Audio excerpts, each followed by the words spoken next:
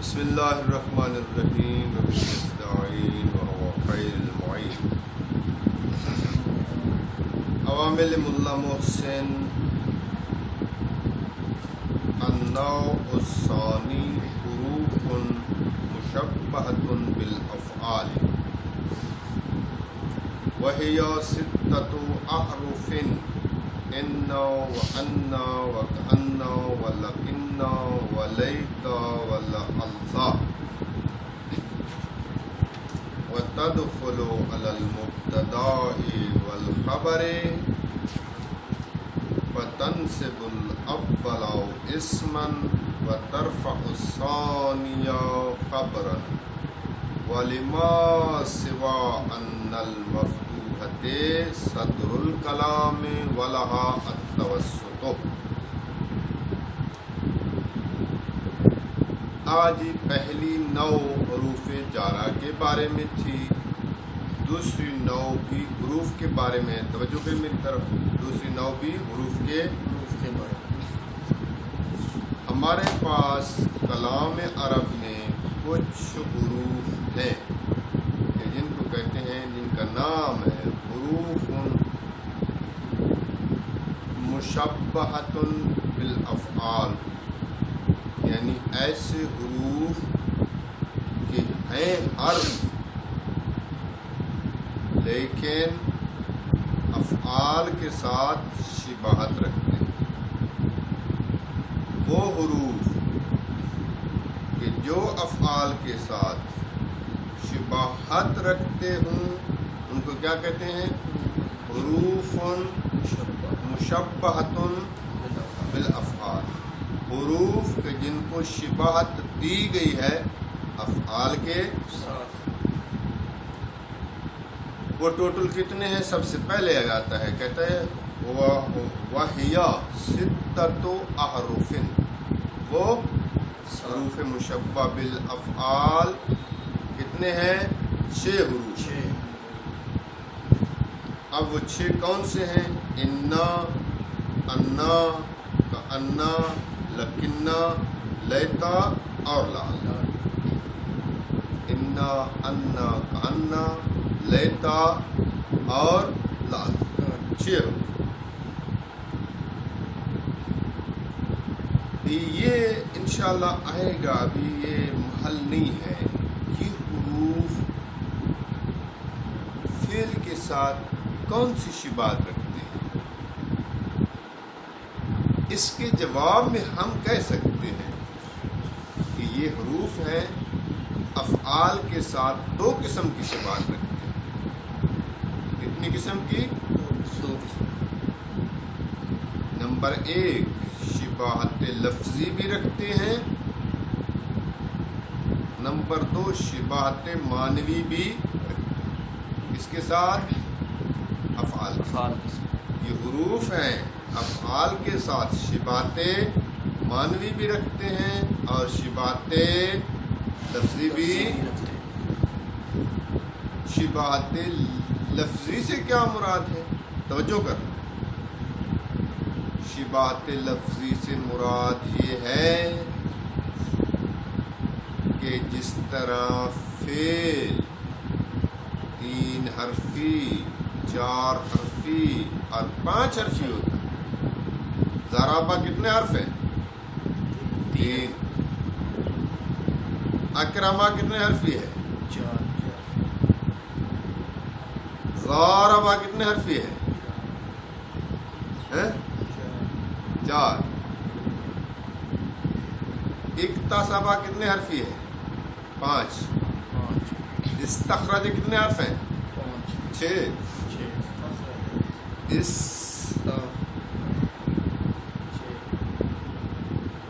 خارج 6 حرفی. اس طرح فعل 3 حرفی ہوتا ہے، 4 حرفی ہوتا ہے، 5 حرفی ہوتا ہے. اسی طرح یہ بھی بعض حروف 3 حرفی ہوتے ہیں. انا اور انا کتنے حرف تھے؟ 3 حرف تھے. اصل میں اننا، اننا 3 حرف. سمجھ آئیے؟ کأنا 4 حرفی تھا. سمجھ آ رہی ہے؟ لاکنہ یہ 5 حرفی، لاکنہ 5 حرفی، لام الف قاف نون نون، اس طرح فعل 3 حرفی اور 4 حرفی اور 5 حرفی ہے، اسی طرح یہ بھی 3 حرفی 4 حرفی اور 5 حرفی، یہ ہوگی شباہت لفظی ان حروف کی افعال کے ساتھ، شباہت سمجھ آ گئی؟ شباہت معنوی بھی ہے ان کی، معنوی طور پر بھی یہ حروف فعل کے ساتھ شباہت رکھتے ہیں۔ کیسے؟ انا اور انا حققتو کے معنی ادا کر رہے ہیں، حققتو فعل ہے، حققتو فعل کا انا شبہتو کے معنی میں ہے، لکنہ استدرکتو کے معنی میں ہے، لیتا تمنیتو کے معنی میں ہے، کأنہ ترجیتو کے معنی میں ہے۔ آپ نے دیکھا یہ حروف معنوی اعتبار سے فعل کے معنی کے متضمن ہیں اور لفظی اعتبار سے 3 حرفی 4 حرفی 5 حرفی، تو لفظی بھی شباہت ہے ان کی اور معنوی بھی شباہت، اس لیے ان کو کہتے ہیں حروف مشبہ بالافعال، ایسے حروف کہ جن کو تشبیہ دی گئی ہے افعال کے ساتھ۔ ٹھیک ہو گیا؟ جی سمجھ۔ کتنے ہیں ٹوٹل؟ 6۔ اب مسئلہ یہ ہے کہ یہ کس پہ داخل ہوتے ہیں اور کیا عمل کرتے ہیں، اس کو بتا رہا ہے۔ کہتا ہے تدخل علی المبتداء والخبر، یہ ہمیشہ جملے پہ داخل ہوتے ہیں اور وہ جملہ مبتدا اور خبر پر مشتمل تھا، یہ اس مبتدا اور خبر پر جو جملہ مشتمل تھا اس پر آ کر ان کو داخل کرتے لے آتے ہیں اور مبتدا خبر پر داخل کرتے ہیں۔ اب وہ جملہ کی جو مبتدا خبر تھا، مبتدا بھی مرفوع تھی ابتدا کی وجہ سے، توجہ کرنا، اور خبر بھی مرفوع تھی خبریت کی بنا پر، یہ آئے انہوں نے آ کر اول مبتدا کی جو مرفوع تھا اس کا رفع ہٹا کر انہوں نے کیا کر دیا؟ نصب دے دیا۔ اول یعنی مبتدا کو نصب دیتے ہیں اپنا اسم بناتے ہوئے، اور خبر کو اپنی خبر بناتے ہوئے، پہلے مبتدا کی خبر تھی اب خبر کو اپنی خبر بناتے ہوئے اس کو کیا دیتے ہیں؟ رفع دیتے ہیں، یعنی وہ مبتدا کی خبر کی بنا پر جو رفع تھا اس کو ہٹا دیتے ہیں، اپنی خبر نہ اس کو اپنی خبر بنا کر رفع دیتے ہیں، یعنی وہ رفع ہٹا دیا اپنا رفع جاری کر دیا۔ نہیں سمجھ آ رہی آپ لوگوں کو؟ خبر پر جو رفع تھا خبر ہونے کی بنا پر مبتدا کی خبر تھی، اب مبتدا کی خبر نہیں رہی، اب ان حروف کی خبر بنے گی اپنی خبر کی بنا پر، یعنی اپنی خبر بناتے اس کو خبر کو رفع دیتے ہیں، اور اسم کے رفع کو ہٹا کر شیرازی صاحب کیا دیتے ہیں؟ اسم کے رفع کو ہٹا کر اپنا اسم بناتے اس کو نصب دیتے ہیں۔ بس اس کا ان کا اسم ہمیشہ منصوب ہوتا ہے، ان کی خبر ہمیشہ، بات سمجھ آ گئی؟ مثال دے دیں؟ جی مثال دیتے ہیں۔ انا زیدن قائمن، اصل یوں تھا زیدن مبتدا خبر تھا، یہ داخل ہوا انا مبتدا اور خبر پر، اس نے آ کر زید کی جو مرفوع تھا اس کو رفع اڑا دیا، اس کو نصب دے دیا اپنا اسم بناتے ہوئے، کہا انا زیدن۔ سمجھ آ رہی ہے؟ جی جی قائم پورا۔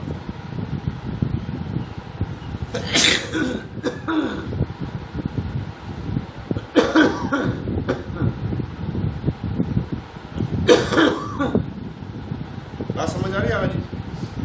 اپنی خبر بناتے اس کو رفع دیتے، مبتدا خبر پہ داخل ہوتے ہیں، مبتدا کے رفع کو ہٹا کر اس کو نصب دیتے ہیں اپنا اسم بناتے ہوئے، اور خبر کے رفع کو ہٹا کر رفع دیتے ہیں اپنی خبر بناتے ہوئے۔ اس کے بعد یہ تو داخل ہوتے ہیں. اس کے بعد کیا کہتا ہے؟ اس کے بعد کہتا ہے کہ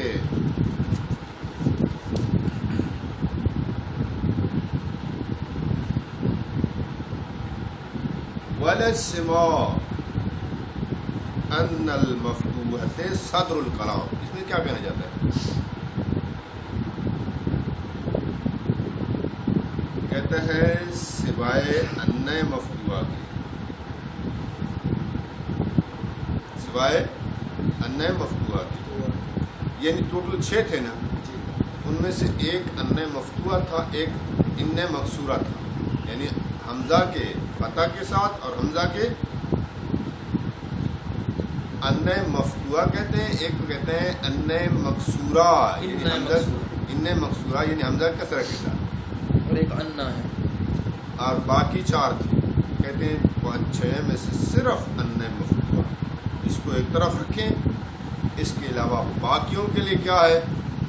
صدر الکلام، کلام کی صدارت چاہیے، یعنی کلام کے شروع میں واقع ہوتے ہیں. کون کون؟ انہ بھی کلام کی شروع میں، کانا بھی کلام کی شروع میں، لکنہ بھی کلام کی شروع میں، لیتا بھی کلام کی شروع میں، اور لالا بھی. بات سمجھ آ گئی؟ سوائے انا، سوائے انا کے باقیوں کے لیے صدارت کلام، یعنی ان کے بعد پورا ایک جملہ ہوگا مبتدا خبر، یہ کلام کی ابتدا میں داخل. تو خود انا کے لیے کیا ہے؟ کہتا ہے لہا التوسط، خود انا کے لیے کلام کے وسط میں واقع. کلام کے وسط سے کیا مراد ہے؟ اس پہ توجہ کرنا، یعنی فعل اور فاعل کے درمیان واقع ہو، یا مبتدا اور خبر کے درمیان، یا فعل اور مفعول کے درمیان واقع ہو، یا صفت اور موصوف کے درمیان واقع ہو، یا حال و ذوالحال کے درمیان واقع ہو. حال و ذوالحال کے درمیان بھی وسط کلام ہے، فعل اور فاعل کے درمیان بھی وسط کلام ہے، فعل اور مفعول کے درمیان بھی وسط کلام. بس انا ہمیشہ کلام کے درمیان میں واقع ہوتا ہے. باقی صدارت کلام چاہتے ہیں کلام کے شروع میں واقع. آ رہی سمجھ میری بات؟ جی جی، یہاں تک ہو گیا یہ مسئلہ. اس کے بعد کہتے ہیں فل اولان لتاکید مضمون الجملۃ. توجہ کرنا، یہ 6 جو ہم نے آپ کو ترتیب سے بتائے ہیں نا، انا انا، پھر اس کے بعد کیا کہا ہے؟ کا انا لکنہ، پھر اس کے بعد کہا ہے لیتا لال. کہتے ہیں ان 6 میں سے پہلے تو فل اولان، پہلے تو یعنی انا اور انا، یہ انا اور انا یہ کام کیا کرتے ہیں، کیوں لاتے ہیں؟ کہتے ہیں لتاکید مضمون الجملۃ، یہ جملہ کے مضمون کی تاکید کرتے ہیں. پہلے آپ سمجھیں جملہ، پھر سمجھیں مضمون جملہ، پھر اس کی تاکید. جملہ آپ کو پتہ ہے یا مبتدا خبر پر یا فعل و فاعل پر مشتمل ہوتا ہے، سمجھ آئی؟ جی. اب وہ جملہ جو ہوگا اس کے اندر ایک معنی ہوگا، جملہ کے اندر ایک معنی، وہ معنی جو ہوگا اسی کو مضمون جملہ کہتے ہیں. اگر آپ سے سوال ہو کہ مضمون جملہ کیا ہوتا ہے، وہ معنی کہ جو جملہ اپنے ضمن میں رکھتا ہے، جملہ اپنے معنی رکھتے اس کو کیا کہتے ہیں؟ مضمون جملہ. سمجھ آئی؟ ان کو کیوں لاتے ہیں؟ وہ جملہ تو پہلے ہوتا ہے، مضمون جملہ بھی ہوتا ہے.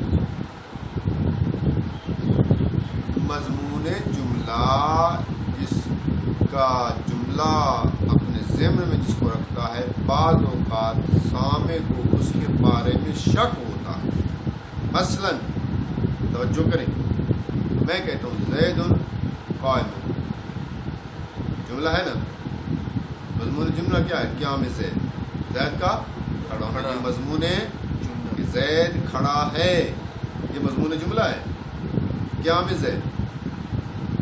اگر میں تاکید ماکید نہیں لگاتا اور کہتا ہوں زید قائم، آپ نے سنا، آپ کو سنا اور آپ کو قیام زید کے بارے میں 100% یقین نہیں آیا۔ کہا تو ہے جناب نے کہ زید کھڑا ہے، لیکن ہو سکتا ہے اس کا غلام کھڑا ہو سکتا ہے اس کا بیٹا کھڑا ہو۔ یہ مضمون جملہ میں شک ہے نا، اس شک کے سامنے کو دور کرنے کے لیے کیا لیتا ہوں میں؟ تاکید لیتا ہوں، الفاظ تاکید کو لے آتا ہوں۔ الفاظ تاکید میں سے ایک انا بھی ہے، ایک انا ہے۔ کیوں لا رہا ہوں دل حسنین؟ تاکہ وہ مضمون جملہ جس کے بارے میں سامع کو شک تھا اس کو دور کرے۔ اسی دور کرنے کو، اس شک کو دور کرنے کو کہتے ہیں تاکید۔ کیا کہتے ہیں؟ تاکید۔ مضمون جملہ کی تاکید یعنی مضمون جملہ کو پختہ کرنے کے لیے اور شک کو دور کرنے کے لیے کن کو لاتے ہیں؟ انا اور انا۔ یہ حروف مشبہ بالفعل میں سے پہلے دو جملہ کے مضمون کی تاکید کرنے کے لیے لاتے ہیں صاحب۔ یہ ہے ان کا فائدہ لانے کا۔ عمل بھی آپ نے دیکھ لیا، کس پہ داخل ہوتے ہیں وہ بھی دیکھ لیا، کون وسط کلام میں واقع ہوتا ہے یہ بھی سن لیا، اور کیوں لاتے ہیں مضمون جملہ کی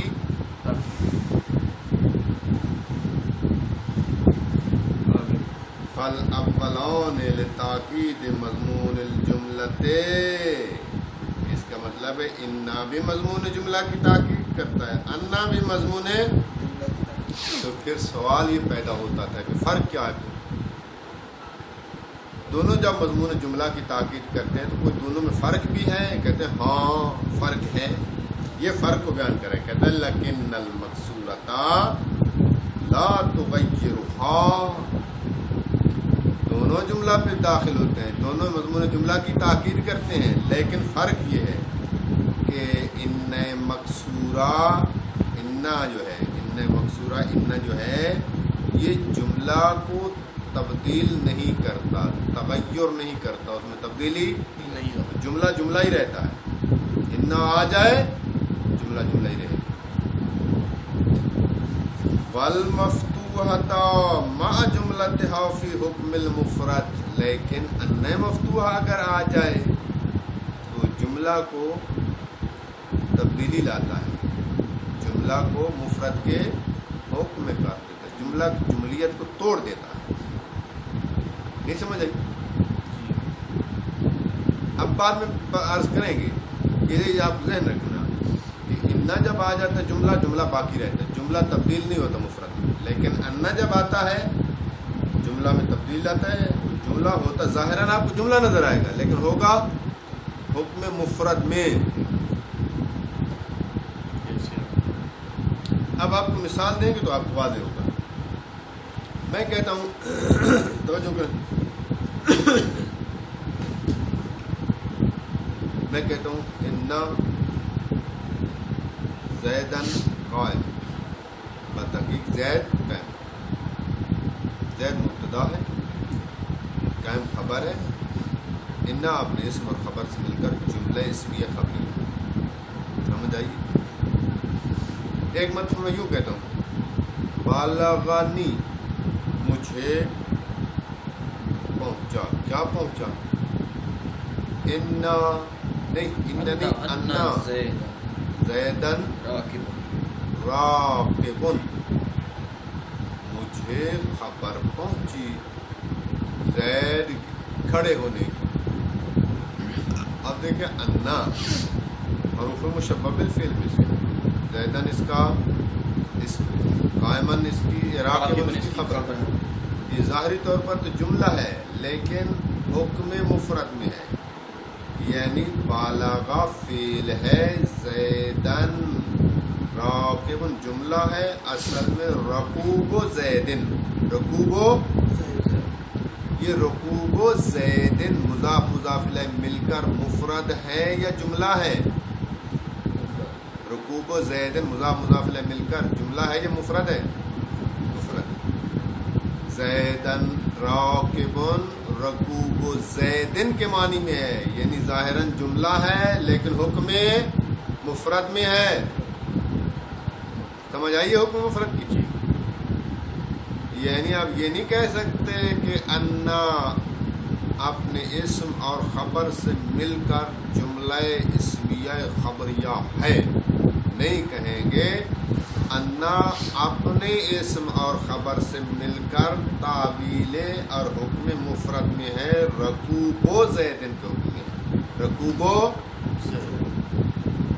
بس کریں، شیرازی صاحب کو نیند آنے لگی ہے، بس کریں، دس لمبا ہو گیا، سمجھ آئیے آقا جی؟